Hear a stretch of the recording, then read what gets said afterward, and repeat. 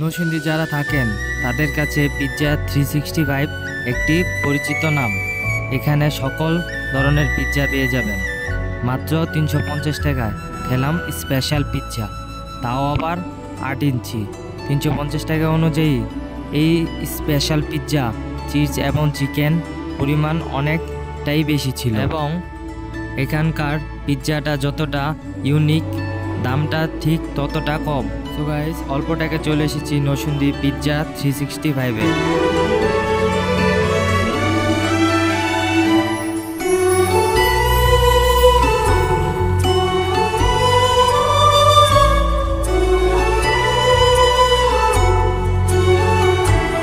আপনারা এখানে 10 আইটেমের পিৎজা পেয়ে যাবেন।